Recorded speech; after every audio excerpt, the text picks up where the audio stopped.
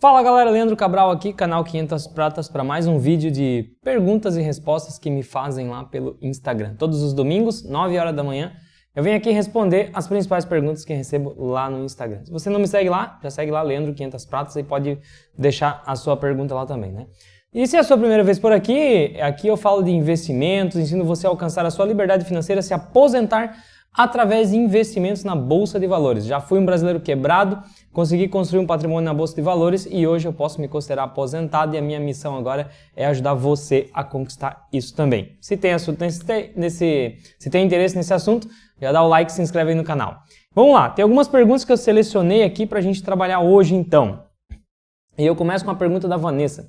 Vanessa perguntou, Vanessa está sempre presente, inclusive, né? Obrigado pelo prestígio aí, Vanessa, está sempre acompanhando aqui no YouTube, lá no Instagram, né? Vanessa perguntou assim, Leandro, quais as 3 empresas ou fundos que você indica para estudo? Pô, Vanessa, aquela história que eu sempre falo para vocês, né? Eu não indico nada, porque eu quero mesmo é que vocês aprendam a fazer sozinho, a escolher. Então, se eu for te dizer assim, olha, Vanessa, estuda esses 3 fundos e essas 3 empresas aqui. Eu vou estar seguindo alguns critérios básicos. Então é muito mais fácil eu já te mostrar esses critérios, porque aí você mesmo vai lá e faz uma seleção. Então quer ver só? Por exemplo, aqui ó. Se a gente for aqui no site Oceans 14, eu tenho alguns filtros aqui, né? Então eu peguei aqui, por exemplo, eu fiz uma busca avançada por ações. Tem vários filtros que eu posso fazer aqui, mas um que eu já coloco de cara, margem líquida acima de 10%. Cara, se eu pego uma empresa com margem líquida acima de 10%, de cara eu já estou dizendo uma coisa, essa empresa dá lucro. Porque empresa que não dá lucro, ela não tem margem líquida positiva, ela tem margem líquida negativa, certo? Então, pô, se eu tenho uma empresa acima de 10%, show de bola. Uma empresa que ela negocia acima de 10% de margem líquida, começa a ficar uma margem um pouco mais folgada, porque no momento de crise essa margem vai cair para 7, para 6, para 5, talvez para 2 e não vai zerar. A empresa não fica no prejuízo. Ou se oscilar de um trimestre para o outro, tranquilo, né? Quanto mais melhor, né? O bom mesmo é a empresa acima de 20%, né? Só que acima de 10%, porque você não pode se apegar só a um indicador. Então, às vezes a empresa ela tem lá uma margem perto de 10, mas é meio que estratégia do negócio. Eu sempre gosto de usar o exemplo, a Costco, lá nos Estados Unidos, no Canadá, né? A Costco ela é uma empresa que ela trabalha com 2% de margem, 1, 2%. Mas se você for estudar o negócio, você vai ver que faz parte da estratégia. Ou seja, não adianta achar que ela vai subir uma margem para 10, porque ela não vai subir. Talvez um dia ela suba lá para uma margem de 10%, de 15%, mas daí ela vai ter mudado de estratégia, né? Você vai perceber isso nas leituras. Então, tem que entender o porquê. Mas, acho que o Brasil, a gente não tem ainda uma economia robusta e empresas maduras o suficiente para querer trabalhar assim. Uma das poucas que eu deixo aqui, depois eu vou até abrir ela, agora me faltou o nome, da farmácia, que daqui a pouco vem o nome, daí eu mostro para vocês. Que ela tem margens um pouco mais apertadas, mas é uma excelente empresa, tá? Então eu coloco aqui com margem líquida, dividend yield, coloco pelo menos 1% aí, porque eu prefiro empresas que pagam dividendos. Agora, não quer dizer que se a empresa não paga nada de dividendos é uma empresa ruim, né? Então, tem empresa, a VEG é um exemplo clássico, né? Uma empresa que é uma excelente, mas que ainda não paga muito dividendos, porque ainda está numa fase de crescimento, né? Então, eu coloco pelo menos 1% de dividend yield aqui. A dívida líquida. Cara, empresa que tem dívida acima de 3 vezes o EBITDA começa a ficar meio arriscadinho, tá? Então tem que ficar bem cuidado, com bastante cuidado. Então eu já boto um filtro aqui, ó. No máximo 3 vezes a dívida líquida por EBITDA. Se a gente for fazer um filtro, veio aqui, ó. Veio algumas empresas aqui, né? Veio bastante até. Mas aí você pode ir criando filtros aí para facilitar isso aqui. Por exemplo, você pode vir aqui por setor, ó. Não, eu quero só bens industriais, comunicação, só o setor financeiro, quero só o setor de saúde, depois tem subsetores aqui também, tá? Então você vai criando os filtros aí e vão aparecer bastante empresas boas aí para você estudar, beleza?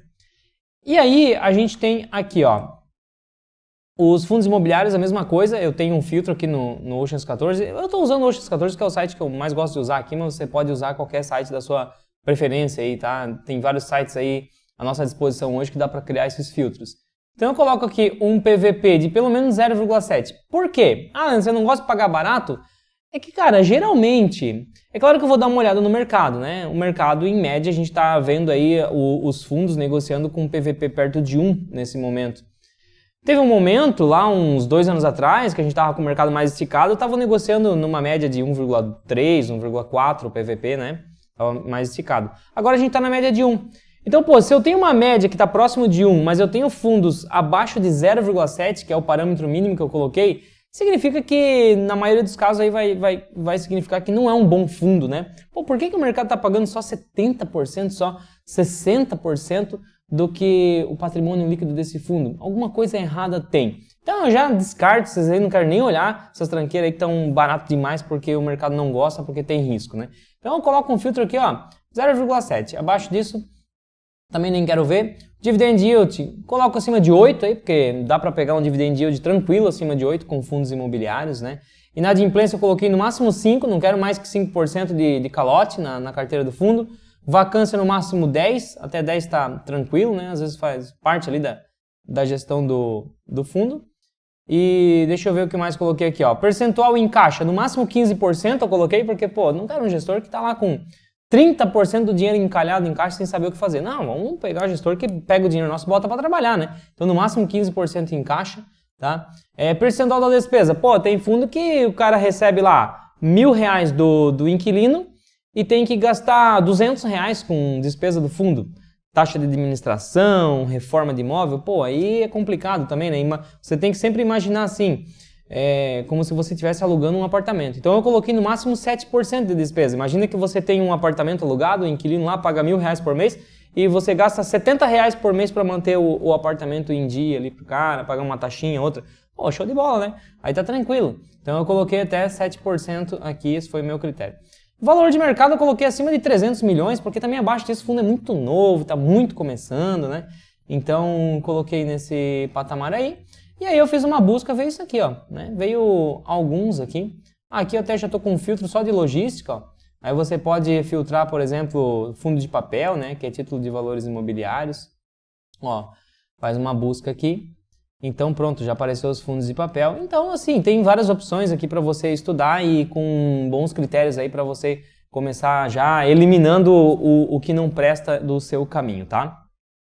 Ah, e a empresa que eu estava tentando lembrar para falar para vocês é a Raia Drogasil, tá? Então, olha aqui, ó.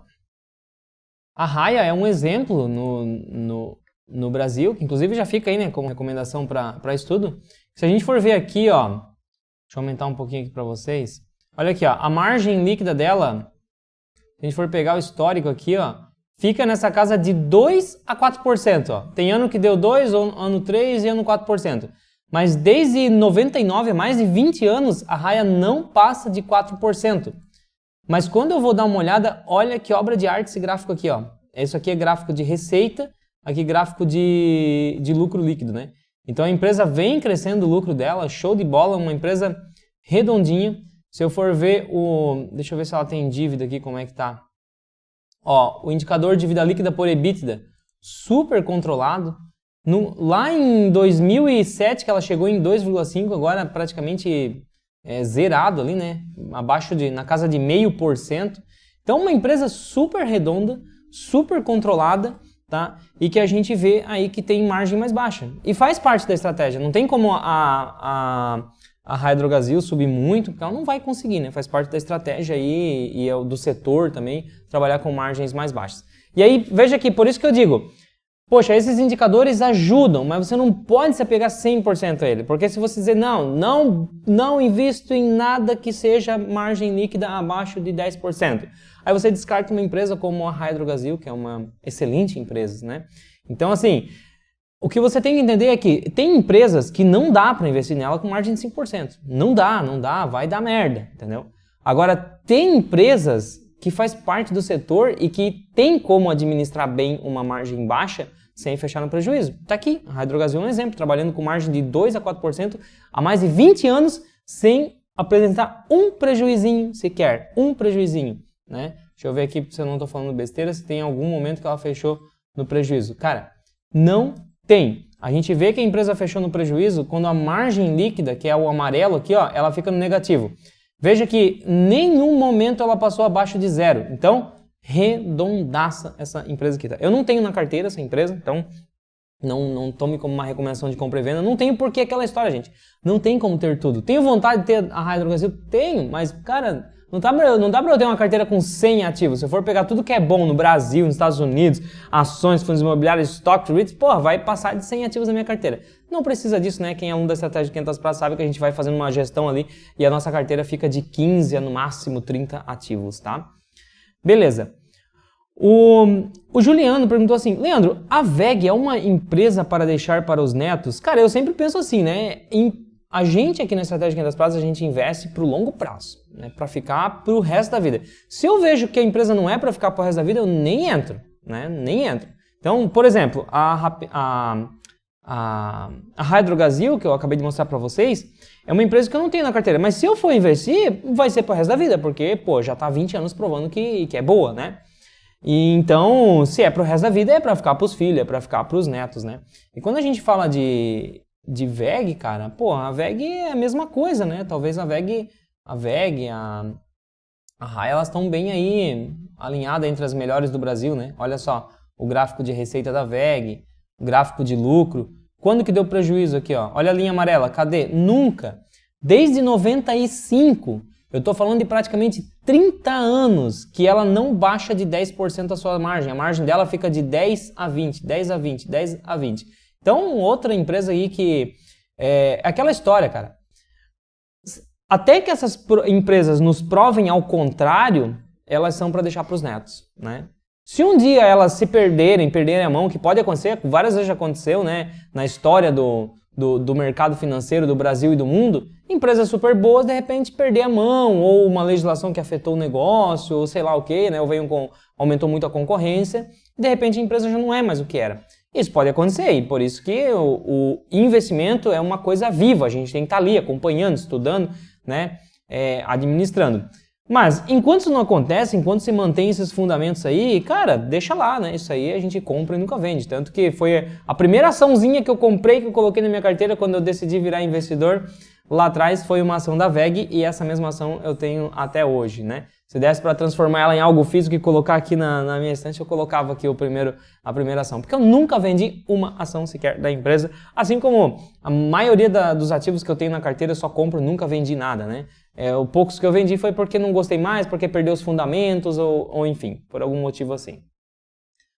Aí o Rodrigo perguntou assim, ó, previsão para um módulo de milhas e pontos no curso? Rodrigo, a gente tá com previsão, tá? Eu tava reformando todo o curso e eu comecei aqui com atualizando, né, módulo 1, 2, 3, 4, aí eu cheguei na atualização do módulo 5, mas daí vocês começaram a pedir muito os módulos que eu pretendo colocar.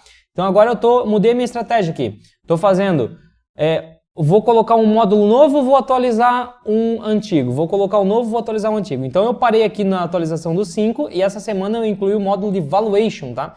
Então a gente está aqui já, ó, com quatro aulas de valuation, né? Uma de 20 minutos, 23, 27, 27. Então a gente está com praticamente aí 1h30, mais de 1h30 de conteúdo de valuation.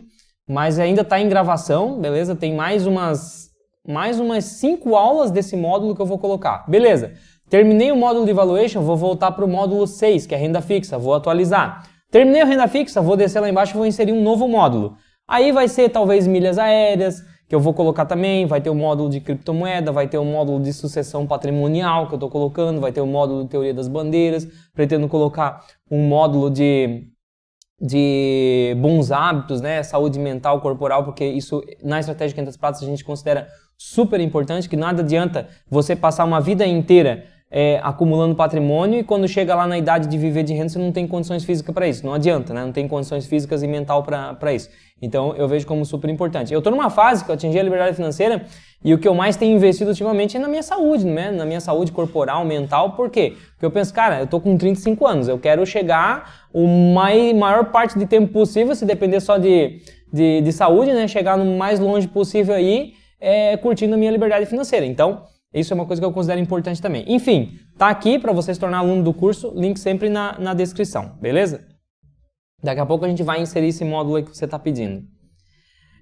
O Roger perguntou assim, Risco do governo confiscar investimentos na bolsa, como o Collor fez com a poupança? Roger, eu acho assim esse risco bem remoto, porque, primeiro, cara, vamos lá, quando o Collor confiscou a poupança foi porque a gente estava vivendo no Brasil um cenário de hiperinflação. E quando a gente está num cenário de hiperinflação, significa que existe um desequilíbrio entre oferta de moeda e oferta de produtos no mercado. Então as coisas sobem o preço, uma loucura, né? E aí o que a gente pode fazer, o que o Banco Central faz, né? O governo atua para fazer para tentar controlar essa inflação? A política monetária tira dinheiro da economia, porque daí não vai voltar o equilíbrio entre a oferta de moeda e produtos e os preços se estabilizam. Os caras já tinham tentado de tudo, aí o Collor pensou, cara, vamos confiscar a poupança da galera, né? Aí a galera não vai mais comprar, não vai mais ter dinheiro, e aí nós vamos controlar a inflação.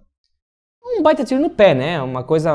A decisão mais idiota que um líder poderia tomar, né? Hoje, assim, esperamos que os políticos pelo menos tenham estudado um básico de economia e entendido que isso aí foi uma verdadeira furada que o Collor fez, né? Então, assim, primeiro, a informação era mais, né, eram mais atrasados na questão de estudos de economia, né? Eram ruim pra cacete. Não que hoje sejam bom, né? Mas algumas coisinhas já melhoraram. A gente estava num cenário de hiperinflação. Hoje a gente não está no cenário de hiperinflação, a gente até tem inflação, mas nem se compara com aquela época, tá? E hoje a gente tem um conhecimento aí de que não funcionou aquilo e de que realmente foi uma grande baboseira aquilo que fizeram lá atrás, né? Agora, diante disso eu vejo que a possibilidade é bem remota. No entanto, quando a gente fala de políticos, tudo é possível. Os caras pensam que são deuses, que têm reis na barriga, né? Então eles pintam e bordam, fazem o que bem entende. Diante disso, a gente vai se protegendo com diversificação, né? A gente diversifica em diferentes classes de ativos, a gente diversifica investindo dinheiro no exterior também, porque políticos são políticos e eles sempre tiram um coelho da cartola e deixam a gente assim de boca aberta, né? O tempo todo. E a gente não tem controle sobre isso, né? A gente não tem controle, não adianta dizer, mas eu vou fazer o possível para o político não fazer. Esquece o político, deixa ele ser feliz lá. E a gente tem as soluções. Então eu penso assim, cara, beleza, tenho meu investimento 100% em ações. Existe um risco de algum político fazer alguma merda? É difícil, mas existe. Tenho controle? Tem como impedir o cara? Não tenho. Então eu vou fazer o quê? Vou diversificar. Vou pegar, fazer como eu faço, por exemplo, 35% dos meus investimentos estão em dólar, estão lá fora. Inclusive, deixo recomendação de corretoras aqui que você pode investir em dólar lá fora também. Por quê? Porque eu estou protegido. Beleza, o cara fez isso aqui, fez essa cagada aqui. Tudo bem, eu vou sofrer, vou ser afetado, porque eu tenho uma grande parte do meu patrimônio também nessa classe de ativo, mas não está 100%, né? Eu tenho de onde começar, eu tenho dinheiro para continuar e para segue a vida, né? Só que, enfim, acho uma possibilidade bem remota. Vamos lá. O Alan falou assim, fico bem protegido das estoques e das ações brasileiras com ouro. Alan, vamos lá, cara. Poxa, bicho, se tu é um bom investidor, cara, tu usa as estoques e as ações para te proteger, velho. Então assim, se tu tá procurando se proteger das ações da estoque é porque tu não sabe o que tá fazendo. Porque se tu sabe investir em ações, estoques tu usa para proteger. Eu sou um cara que eu ganho dinheiro dos meus negócios, ganhei dinheiro na minha vida dos meus negócios, do empreendedorismo, do trabalho. E aí eu olhei e pensei, cara, eu preciso proteger esse dinheiro. Como é que eu vou proteger? Investindo em boas ações, bons fundos imobiliários, bons estoques, bons REITs, investindo em dólar. Eu me protejo com a minha carteira de investimento. Então, eu não preciso proteger a minha carteira, né? Se você tem que se proteger da sua carteira, então a sua carteira não está te protegendo, cara. Então, assim, é isso, né? Eu não gosto de... Eu vejo assim, você até pode ter um percentual em ouro, mas ouro é para o cenário catastrófico, né? Quando o mundo está acabando, o ouro continua lá. É assim, é o que se provou pelo menos ao longo dos milênios. Tudo acabando e o ouro permanece lá, firme e forte. Mas não vai, ouro é um ativo morto, não é um ativo vivo, não está gerando renda, não está gerando emprego, não está produzindo nada, né? Então você tem que pensar nisso, tá? Vamos lá. O Eric perguntou, quais as vantagens e desvantagens entre FIIs e ações? Eric, vamos lá, cara. Vantagens e desvantagens. Vantagem das ações. Cara, uma empresa, ela pode ter ganhos ilimitados.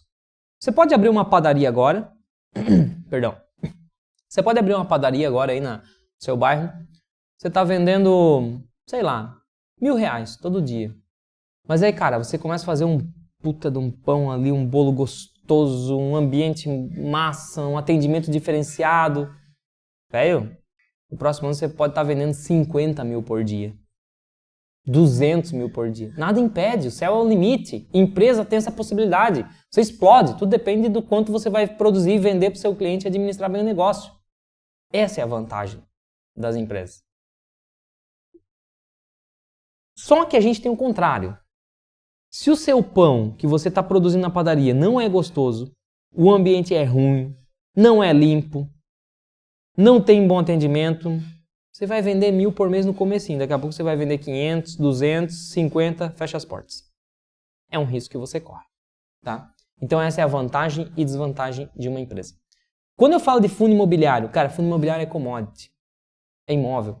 Se você compra uma casa hoje para alugar, né? Você vai alugar por quê? R$1.000 por mês. Daqui a 10 anos, você não vai estar alugando por 50 mil por mês. Não vai, não tem como. Só se você comprou num bairro que explodiu o crescimento. Explodiu por causa das empresas que abriram lá, né? É assim. Mas na média, vai corrigir a inflação. Então, você cobra 1.000 hoje, daqui a 10 anos você vai estar cobrando 2.000, 2.000 e pouco do seu inquilino. Só que ao mesmo tempo, essa é uma desvantagem então, porque o imóvel não vai crescer muito. Vai crescer na média da inflação, você não vai conseguir ter um crescimento patrimonial, crescimento na sua aposentadoria, assim como as ações permitem. Então, isso é uma desvantagem dos imóveis. Só que em contrapartida, velho, nunca vai acabar, né? Você não vai pegar, comprar uma casa agora, botar um inquilino lá e daqui a 10 anos eu te encontro e aí, bicho, como é que tá lá aquele...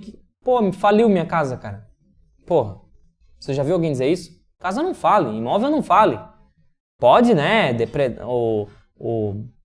o inquilino pode, né, estragar alguma coisa, você faz um investimentozinho aqui e ali, mas falir, só se vir uma catástrofe, né, passar um ciclone ali, derrubar a tua casa e ainda assim vai estar o teu terreno lá, daqui a pouco você pode reerguer. Então não tem, cara, imóvel é uma coisa que o risco de você perder é mínimo.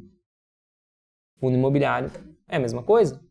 Então, por isso que para mim faz todo sentido uma carteira diversificada, porque não adianta eu ter só fundos imobiliários, talvez faz mais sentido fundos imobiliários para quem já tem um patrimônio formado, né? Tanto que eu comecei com menos e hoje eu estou crescendo, eu já tenho a minha distribuição entre ações e fundos imobiliários é equilibrada ali, né? Porque eu já estou com um patrimônio legal e eu não estou mais tão preocupado em crescer, estou mais preocupado em proteger e gerar renda. Então fundo imobiliário já faz mais sentido. Agora, quem está começando, se começar só com fundo imobiliário, vai demorar muito para você acelerar esse processo. E quando você poderia ter as empresas te ajudando a fazer isso, porque as empresas vão ajudar a crescer o negócio, né? Então eu vejo que faz mais sentido uma diversificação, tá? O Antônio perguntou assim, qual o preço teto da Taesa? Cara, essa história de preço teto, ela é muito relativa, né? Quer ver só, eu vou mostrar para você a planilha que a gente está usando dentro do módulo de valuation da estratégia 500 pratas aqui, tá? Ó, essa aqui é a planilha que, inclusive, eu disponibilizo ela para vocês, tá? Todos os alunos da estratégia 500 pratas recebem também essa planilha. Então aqui eu fiz uma simulação, né? Peguei a Ambev, então aqui a gente preenche, ó, a DRE da empresa, faz as projeções de futuro, balanço patrimonial, faz as projeções, fluxo de caixa, depois faz as projeções, tá? Aqui as premissas que a gente vai usar. E aí a gente chega aqui nos possíveis valores justos. Então, primeiro, cara, olha só. Quando a gente fala de valor justo, eu já tenho, por exemplo, valor justo, né? Eu tenho saída de Gordon, saída VE/EBITDA, saída pelo patrimônio líquido, saída pelo PL. Então, só aqui eu já coloquei 4. Cada empresa vai ter um que faz mais sentido. E aqui, dentro do curso, eu ensino você a escolher qual dessas saídas que vai fazer mais sentido para a empresa que você está analisando. Então, aqui ó, já deu variação 11,65, 13,58, 13,84, 14,63, preço justo. Agora, se eu pego e mudo aqui, ó, eu estou dizendo, né, fiz uma simulação aqui que a Ambev vai crescer 12%, depois 12%. Se eu não acredito nisso, não. A Ambev vai crescer 10% ao ano, depois vai crescer mais 10%, depois vai crescer mais 10%, depois vai cair para 8%, depois vai cair para 5% e vai se manter crescendo 5% e depois só 2% ao ano. Mudei aqui. Aí eu vou ali embaixo, já mudou tudo, ó. O preço justo caiu para 10, outro caiu para 12,20, outro caiu para 12,68, outro caiu para 14,64. Então veja que eu chegar e dizer para você o preço teto do negócio, eu estou sendo muito, né, eu estou me achando, né, que eu sou o dono da razão aqui. Porque o preço teto de um negócio vai depender das premissas que você acha, né? Eu vou achar uma coisa, você vai achar outra, o outro investidor vai achar outra, o gestor do fundo vai achar outra, o CEO da empresa vai achar outra, cada um acha uma coisa. Então você vai colocar aquilo que você imagina e você vai chegar num preço. Então, na estratégia de 500 pratas, a gente não usa esse negócio de preço teto. A gente até faz o valuation, que eu estou trazendo para as pessoas aprenderem, para você conseguir entender o negócio mais a fundo, porque a gente vê muitos números da empresa, então você entende demais o funcionamento do negócio, já é uma parte avançada já dos investimentos. E você tem uma noção de uma faixa de preço ali, que o negócio vai caminhar entre mínimos e máximos, mas cravado na vírgula, isso aí não existe, isso é loucura, tá? Isso é loucura. Talvez isso aí vá fazer algum sentido para o cara que vai comprar numa pancada só. Agora a gente que vai comprando um pouquinho todo mês e pelos próximos 5, 10, 20 anos, é loucura querer acertar na vírgula, tá? Então relaxa um pouco esse preço de teto. Você que é nosso aluno, que vai se tornar nosso aluno, você vai ver que a gente foca no valuation muito mais para entender a empresa de forma aprofundada, entender as faixas que ela negocia, do que querer acertar na veia lá, né, e ficar milionário do dia para noite. Não, tá? É outra pegada. Vamos lá. A Vanessa perguntou, agora não lembro se é a mesma Vanessa, mas perguntou de novo aqui. Vale a pena investir em FII de papel com rendimento abaixo da Selic? Vanessa, eu acho que não é um bom comparativo Selic com fundo de papel, porque fundo de papel, cara, ele é pré-fixado. Você vai comprar agora, se você pegou um fundo de papel que está te pagando IPCA mais 5, você vai continuar recebendo IPCA mais 5 se você ficar com esse fundo na mão aí e não vender. Agora, você entra na Selic agora a 12, a 13 lá vai cacetar, 13,75, né? Daqui a pouco ela cai para 5, você deixa de receber 13,75, você passa a receber só 5. Aí você vai olhar, pô, tá rendendo só 5, vou procurar algo melhor. Aí você vai procurar o fundo de papel, que agora rende mais, aí já tá caro. Aí quando era para você aproveitar a oportunidade agora, que tá de graça a porra, aí você vai lá e paga caro. É isso que eu fico puto, cara. Eu olho a carteira da galera e dizia, eu tinha 2% na Selic, agora eu tô com 20%. Eu digo, mas até trouxa, né? Até trouxa mesmo. Agora que a Selic está lá em cima, que está chovendo oportunidade em ações, em fundos imobiliários, em estoques, em REIT, em tudo, até lá fora fica barato, porque o gringo também traz dinheiro para cá na especulação, segurar o dinheiro de curto prazo aqui quando a Selic está lá em cima, então está chovendo oportunidade. Aí o cara vai me lá e estaciona dinheiro na Selic. Puta que o pariu. Haja paciência. Eu canso de falar isso. Cara, quando a Selic estava em 2%, eu estava com 30% de caixa. Os caras diziam, Leandro, tu é louco. 30% parado a 2% ao ano. Nego, eu estava esperando oportunidade. Dane-se, foda-se o rendimento da Selic, eu estava esperando oportunidade. Daqui a pouco, bolsa despenca. Por quê? Porque Selic voou. Eu tô como? 30% no caixa. Aí agora que é para comprar bolsa, o cara não tem dinheiro. Por quê? Porque quando a Selic estava 2%, ele não fez caixa. Ele disse, não vou deixar dinheiro parado na Selic, não rende nada. Ele não fez caixa. Aí choveu a oportunidade. Aí ele não tem dinheiro, ele vem chorar. Pô, ele não tinha reserva de oportunidade. Primeiro erro. Segundo erro, ele começa a investir na Selic. Ele começa a fazer caixa agora, que não é para fazer caixa, agora é para comprar, porra, porque tá barato. Então aqui na estratégia 500 pratas a gente anda na contramão. Selic alta, a gente investe na bolsa. Selic baixa, a gente investe na Selic. Por quê? Para esperar a bolsa ficar barata de novo. Não para de investir na bolsa, mas a gente vai fazendo uma distribuição ali para fazer caixa esperando próximas oportunidades. E você vai fazendo isso, você vai ganhando dinheiro. Agora, então, primeiro para começar a responder a sua pergunta, não comparem fundo de papel com Selic, porque são incomparáveis. Você está comparando renda pré-fixada com renda pós-fixada. Não dá. Você vai comparar com o título do Tesouro IPCA. Vanessa, não briguei com você, briguei com todo mundo, tá? Mas vamos lá. Vamos comparar com o título IPCA. Olha só, eu vou dar uma aula. Senta aí agora, né? Se quiser dar um pause no vídeo, faz um cafezinho, porque essa aula vai ser profunda. E eu quero que você preste atenção. Vamos lá. Esse camarada aqui, ó, que é o título IPCA+, se eu mostrar vocês vão ver, né? Esse aqui, ó, que é o título IPCA+, esse camarada aqui ele vai te pagar o IPCA mais um prêmio, certo? É com esse aqui que faz algum sentido você comparar um fundo de papel, porque um fundo de papel também vai te pagar IPCA mais um prêmio. Todos os meses o fundo de papel ele te paga um IPCA mais um prêmio em cima do IPCA. Então, comparando com isso aqui, faz algum sentido para você escolher entre investir em Tesouro IPCA ou investir no fundo de papel. Um fundo imobiliário que eu gosto é esse aqui, ó. Gosto do relatório, não do fundo imobiliário em si, tá? Mas olha só, é o Capitânia, tá? O Capitânia Securities. Ele tem uma tabela aqui, ó, de sensibilidade que é fenomenal. Ele mostra em cada faixa de preço qual que é o prêmio que eu vou conseguir acima do IPCA, certo? Então, ó, IPCA+, aqui, ó, IPCA mais líquido, eles descontam já a taxa de administração aqui. Então, por exemplo, no último fechamento, o Capitânia disse assim, olha, fechou 77,80 quando a gente está fazendo o relatório, e você vai receber, se você investir no Capitânia a 77,80, você vai receber o IPCA mais 8,89%. Opa, IPCA mais 8,89%. Quanto é que está pagando o título do Tesouro? O título do Tesouro está pagando aqui, ó, eu tenho o que vence em 2029, 35, 45. Ambos estão pagando na faixa de 6,5 ali, né? Ó, 6,25, 6,42, 6,49, tá? Se tiver muita divergência aqui, você pode comparar com o prazo médio também do fundo imobiliário, né? E aí você vem aqui, ó, eu tô no PDF aqui, você dá um Ctrl F para pesquisar, e você coloca lá, ó, duration, tá? Quando você pesquisa por duration, vai aparecer já, ó. Ó, carteira de crédito do fundo, duration média de 6,1 anos.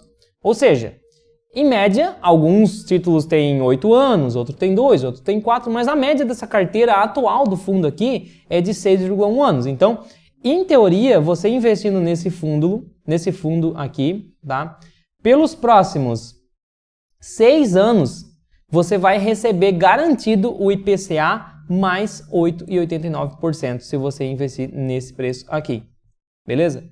Agora, olha só. Por que é que o fundo de papel, ele movimenta quando a taxa do Tesouro movimenta? Esse camarada aqui, ele sofre marcação ao mercado, né? Então, hoje, se você for investir no título 2029, por exemplo, aqui, ó, você vai pagar em uma cota R$ 2.755, né? O título do Tesouro você pode investir em frações. Mas você vai pagar isso aqui, ó, R$ 2.755 por uma unidade. Por que esse prêmio está 6,25? Agora, se esse prêmio aqui cai para 4, esse valor aqui sobe imediatamente, tá? Ele vai lá para R$ 3.000, para R$ 3.500. Isso aqui é o que a gente chama de marcação a mercado, beleza? Se essa taxa aqui sobe, vai para 8, por exemplo, isso aqui cai para 2.000, 2.200. Teria que calcular certinho aqui, mas o fato é que cai, sofre marcação a mercado. Ou seja, maior rendimento, os títulos ficam mais baratos. Menor rendimento, os títulos ficam mais caros. Beleza? Na verdade, é isso aqui que gera a taxa. Porque esse título aqui tem uma coisa chamada VNA, que é o Valor Nominal Atualizado, tá? Isso aqui eu ensino profundamente lá dentro do curso da estratégia no módulo de renda fixa.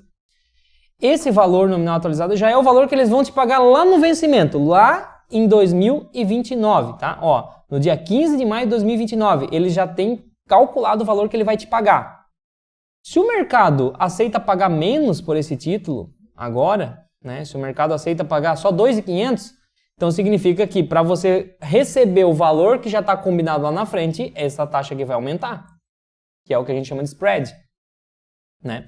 Então, esse spread aqui, ó, acima do IPCA, ele está em 6,25. Cara, isso aqui tá batendo recorde, tá top para investir em título IPCA. Agora, o que acontece? Eu pergunto para você, quem que tem mais risco? O título do Tesouro IPCA ou um fundo de papel? Pô, aqui eu tô falando de dívida com o governo. O governo tem que me dar o calote, o governo tem que quebrar.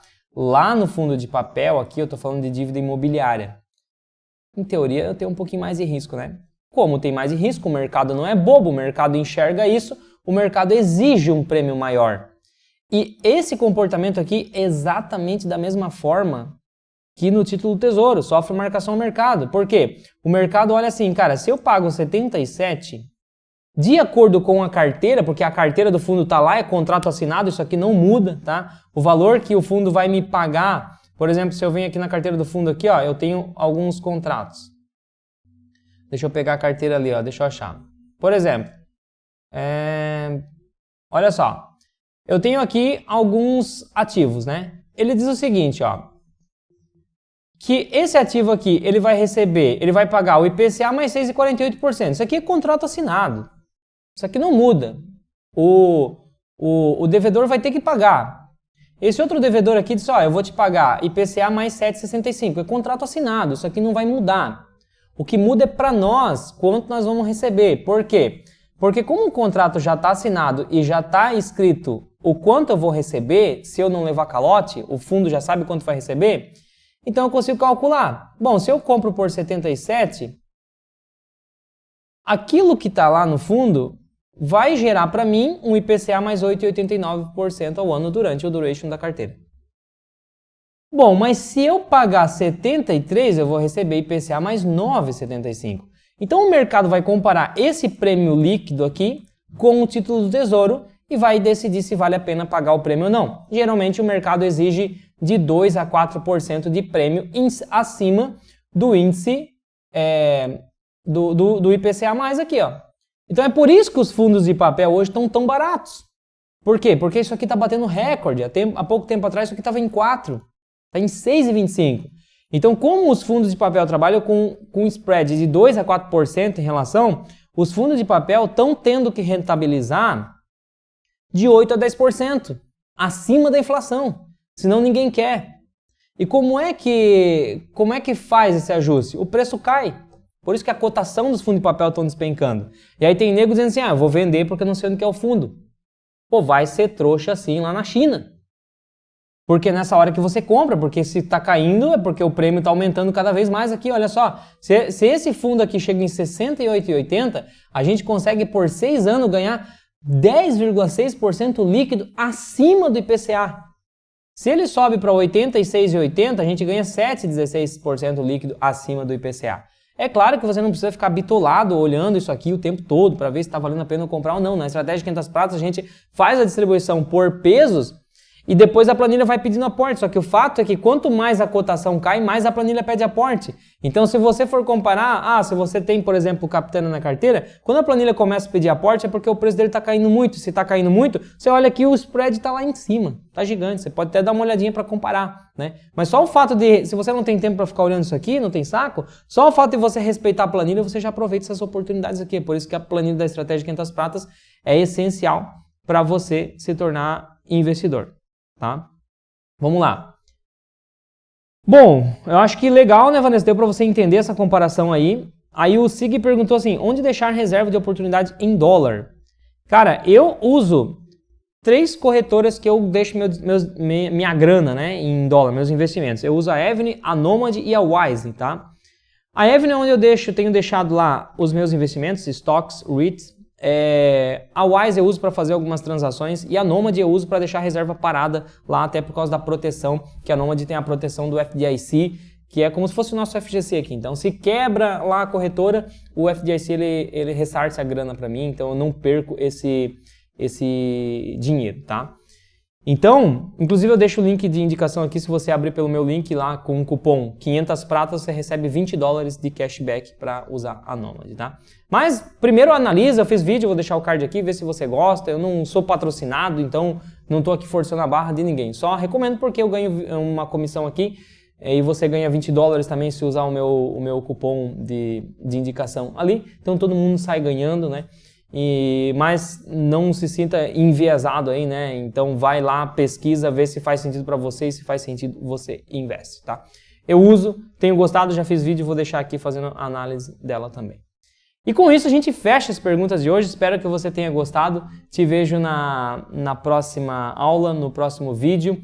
E lembrando, né, pessoal, se você quiser se tornar um aluno da Estratégia 500 Pratas aí, eu deixo sempre o link aqui embaixo.